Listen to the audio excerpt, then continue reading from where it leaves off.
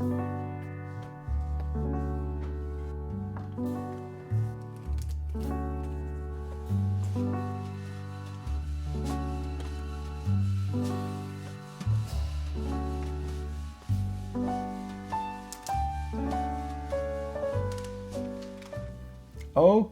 so it's been quite a long time since I've last reviewed a monitor. So that's sort of what I'm doing today. I'm also going to be, updating and upgrading this desk setup here. Not the biggest thing ever, but I'm going to dive into that. But fun fact, KTC sent me this monitor like 6 months ago, and I forgot to make a video about it. And I think today's a better day than any to sort of dive in, mainly because I'm updating this desk setup up here in my bedroom. Now this setup particularly is a little bit different. I guess you could say it's a bit more special, mainly because compared to my basement setup that I spend a lot of time at, this place up here in my bedroom is only meant for rest and relaxation. Whereas in my basement, I spending a lot of time there. Yes, I do, have the chance to game and relax and watch shows and all that. But I find myself working a whole ton down there. And sometimes I feel like I'm sort of rotting or I'm getting stale.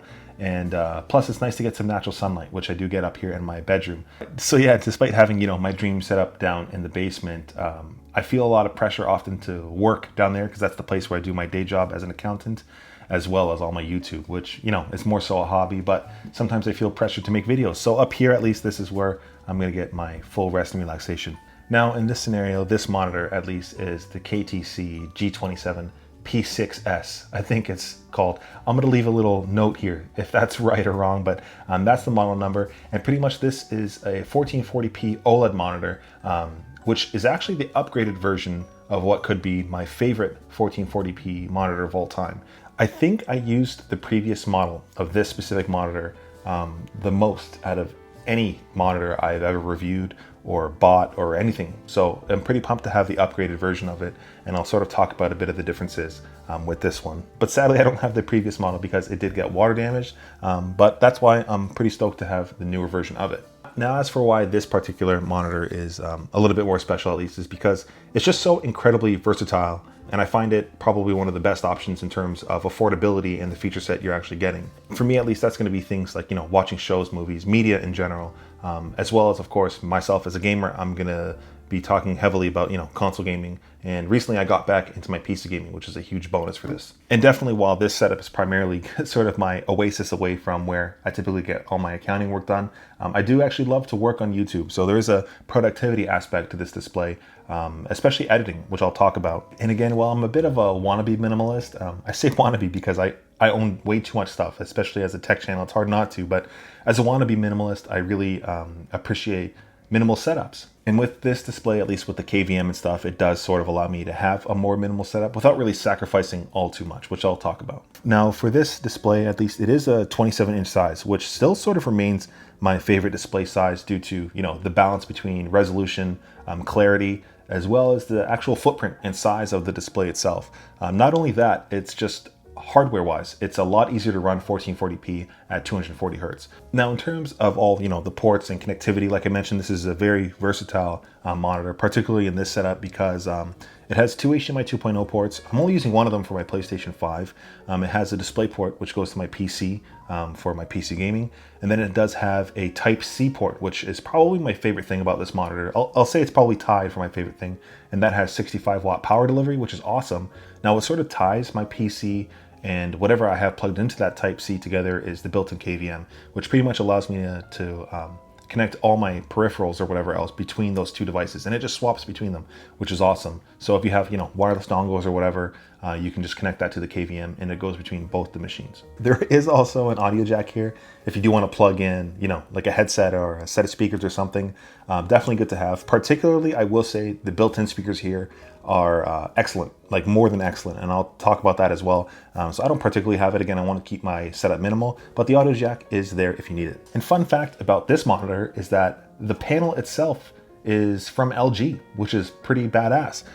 This is the newer gen version of the panel. Again, I was talking about the previous version of this model. The difference is that the newer one has MLA+, which pretty much makes it get a lot brighter, which is awesome. I wasn't expecting that. So kudos KTC, definitely a huge plus having a brighter display. Now, in terms of, this setup as a whole and this monitor specifically is, I pretty much have everything I need in this setup as, minimal as it can be. I recently got back into PC gaming, like I mentioned, and this thing over here is through the DisplayPort, of course, and this is probably the smallest RTX 4070 PC I've ever found. That's an Asus ROG NUC, which is flipping awesome, pairs well at 1440p gaming. And of course, I do have my good old faithful PlayStation 5. I love my PS5. I love my console gaming. I'm one of those guys that loves both. So that makes it into the setup, of course. For me, at least, again, after a long day, my favorite thing to do is gaming. It's always gaming. I do love to watch my shows and movies and all that, but gaming is usually my go-to if I have the option to do it. It really is just one of those things that actually lets me slow down and relax. And of course, I'll talk more about gaming in a moment. Now, in terms of the Type-C port, I'm primarily going to be just using this for my M4 MacBook Air, maybe my M4 iPad Pro, not my work laptop whatsoever. This place is my no work zone, which is awesome. I don't count YouTube particularly as work, despite the time that goes into videos and stuff. That's just one of my fun hobbies that I love. And I love creation work. I love editing. I love making videos. So my M4 MacBook Air will go through that Type-C board. Likewise, again, that has connectivity to the KVM switch, which right now I actually am powering this light bar on my monitor. That's going through the KVM port just because it draws power anyways. So that works perfect, as well as my gaming mouse. So my gaming mouse goes through there. My keyboard specifically is Bluetooth. I'm okay with that. Again, I'm not much as a tryhard as I previously was for using direct plugged or dongles and stuff for the 2.4. I'm just going Bluetooth on my keyboard and it works perfectly fine. Beyond that, during the nighttime, this room gets insanely dark, and this setup is really dark. Apart from this light bar on top, I never use the big light anywhere. Any of the ceiling lights I never use. I prefer to have a more relaxed, sort of cozy setting, but this is still super dark. I have my portable lamps you guys have seen in 1,000 videos. I love these flipping lamps. I bring them with me almost everywhere I'm reading or working or whatever it is. But I'm actually gonna get it. I got this new little thing. I got this light for like 15 bucks. It's a Govee light. It's the same light strip that I use on my basement desk setup. And it's actually a TV backlight, but it was like 12 or 15 bucks or something. So I like to put these around the edge of my desks because it helps illuminate against the wall and bring some light into the space. And I can set it to whatever color I want, which is awesome. So yeah, I'm gonna go ahead and set this up today, as well as some gaming.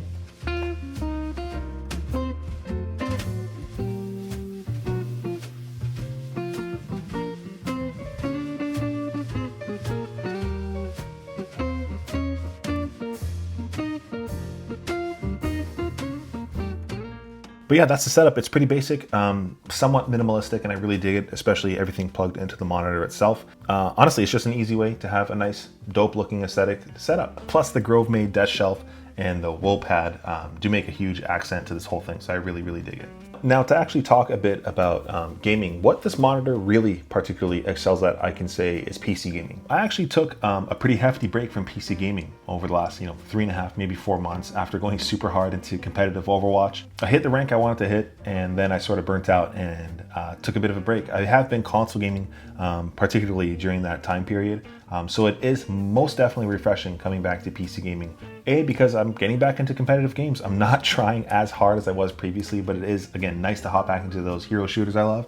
And B, 240 hertz. I've been playing at 120 hertz for quite some time over the last bit. So it's a good bump in refresh rate, which I really do appreciate.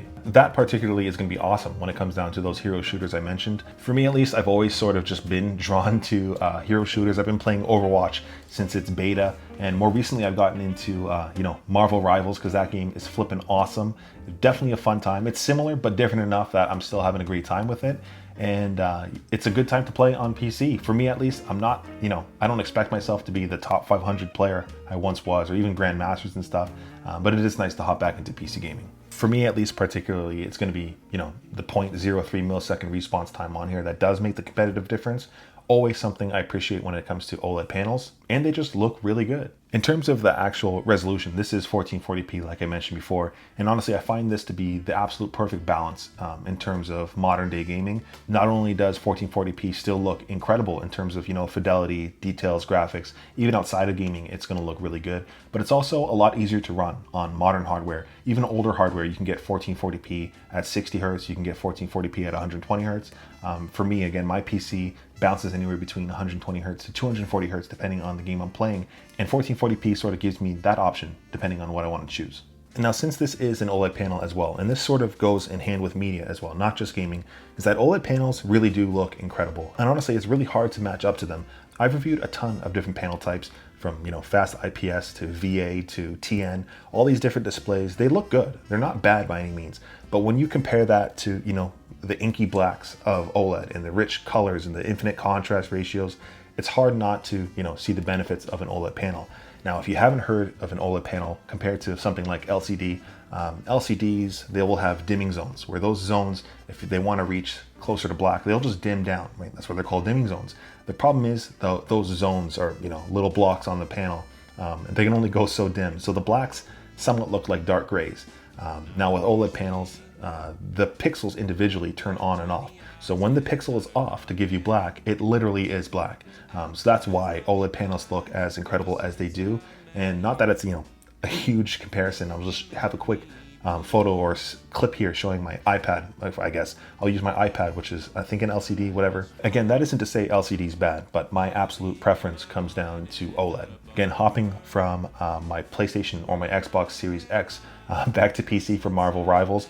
I'm getting absolutely stomped on because I'm rusty as heck on PC, but man, does it look good, especially at that 240 hertz. I love Rivals. It's an awesome game. So if you haven't tried it yet, definitely give it a try.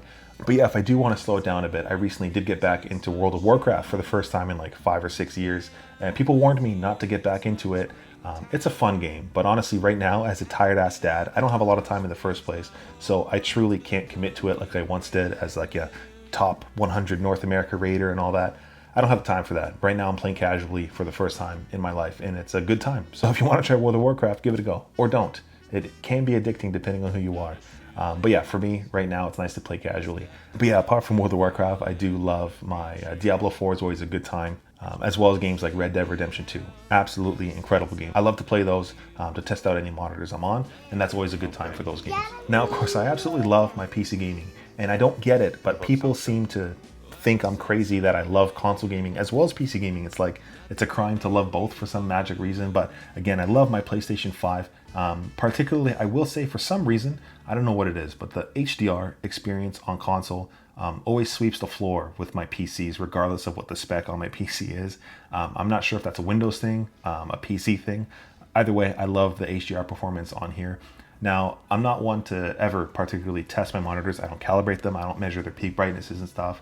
So I'll leave a link in the description if you do want to check out somebody else who's smarter than I am and tested all this stuff. Display Ninja, I think it is.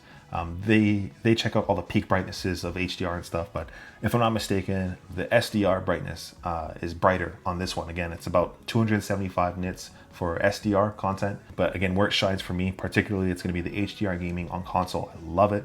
If I'm not mistaken, the 1% peak brightness is 1300 nits, which is actually pretty flippin' awesome.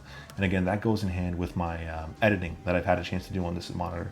This entire video that you're watching right now was edited on this monitor, and I absolutely love it for that. Again, on my PlayStation 5 at least, I love to play games like Cyberpunk to really flex the HDR capacity on these systems as well as the display, and it does look absolutely flippin' awesome. And for the most part right now, I'm still getting absolutely dunked on in Elden Ring, but it is a good time. Elden Ring is capped at 60 hertz, and depending on the game you are playing, it might be 60 hertz or 120 hertz. Okay, so I'm actually editing this video right now, and I'm not sure if the spec sheet online is incorrect, but it says HDMI 2.0. But I was playing my PS5 last night, and both VRR and ALLM worked on my PS5, which is typically only available on HDMI 2.1. So yeah, I think this has HDMI 2.1, which is definitely a welcome upgrade over the last iteration of this monitor. Still, I do find the console experience awesome, and this is where the majority of my slower games are, where I can sort of relax a little bit more if I don't feel like playing any sort of hero shooters or anything.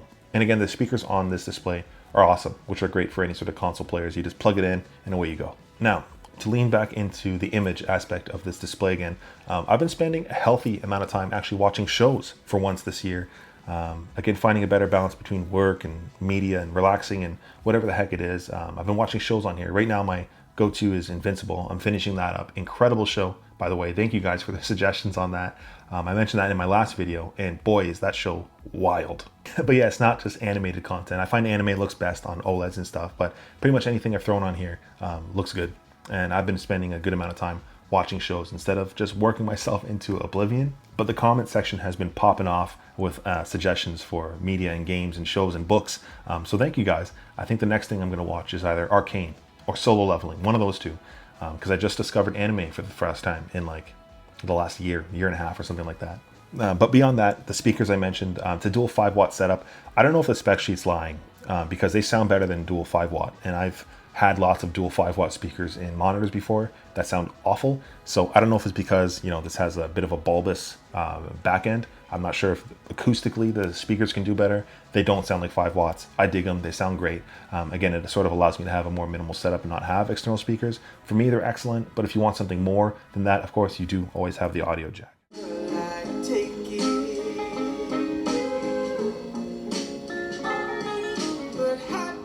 But yeah, obviously these speakers aren't going to beat an external set of speakers, but they do sound good. If good is the middle point for audio quality, these are a good chunk past that. But yeah, beyond gaming and media and stuff, for the times that I do, you know, want to do some productive work, particularly YouTube. Again, I don't particularly classify it as work. I really do enjoy it as one of my hobbies. So the Type-C port is definitely meant for my MacBook Air. And this entire video was actually edited on this display through the Type-C port. I can definitely say during, you know, the editing phase, color grading and stuff looks awesome on an OLED panel. And performance overall is excellent, so no complaints. I will say too, with the newer LG panel, again, like I mentioned, this is a newer generation of the panel. So a lot of people had complaints about the first generation or whatever generation, the previous one, people had complaints about text with color fringing. And I can say that's mostly just gone. I've never personally been sensitive to fringing on text, but it is mostly gone here if that's something that you're worried about. But yeah, working on any sort of YouTuber stuff won't, you know, encroach into my relaxing zone because that is relaxing for me. I really do dig making YouTube videos. That's why I mentioned that as a part of this setup. Now, I sort of mentioned it before, as much as I love my basement setup, I spend a lot of time down in my basement. It's dark, there's no natural light, and it is my dream setup. But sometimes I feel pressured to work down there. Which is why I have this sort of setup up here in my bedroom where I can A, get natural light, and B, sort of escape from just being in the same place all the time. For myself, at least, just trying to find a bit of a better work-life balance. When I sit here specifically, and again, I'm very, very grateful to have a secondary spot to sort of sit at, but in this spot, I can give myself permission to actually be a degenerate and just watch more than just 20 minutes of a show after the kids go to bed, or actually just play World of Warcraft for a couple hours, which is a bit of a new thing for me to play games more than 30 minutes or so. But yeah, some of the things for a desk setup for me, at least, that are important is the setup's got to look good, it's got to be functional, and whatever I'm doing's got to look damn good, which is in part by this monitor when it comes down to media, gaming, or whatever else. Honestly, prior to 2025 at least, I always found myself just rushing to the next thing, whether that's my destination, finishing a task or a project, a YouTube video. I would sometimes rush those. I would only play hero shooters for the quick matches and stuff. So finally actually allowing myself to sort of do nothing has been the best absolute thing for myself this year. If you haven't done nothing in a while, give it a try. But yeah, if you find yourself similar to me in that situation where you're rushing to the next everything, you're gonna be okay, dude. Just slow down and enjoy yourself. As corny as that is. But yeah, but obviously you don't have to listen to some random dude on the internet talk about a gaming monitor and his desk setup. But if you feel like you need to slow down, just slow down, you'll be good. Anyways, for me at least, this whole desk setup will be my designated unproductive zone, and I'm okay with that. Plus it looks awesome, and I will have everything linked down below if you do want to check out anything in my setup. Of course, the monitor as well, KTC. Thank you for sending this to me 6 months ago. Sorry it took me this long to make a video. Either way, I am going to enjoy this dope-ass monitor, play some more World of Warcraft, and if any of you guys are WoW nerds, add me up. I'll have my Battletag in the comment section. We can run some dungeons, casually, of course. If any of you anime nerds out there have any suggestions, leave them down below as well. I would love to hear them. I appreciate you guys watching till the end. Till next time.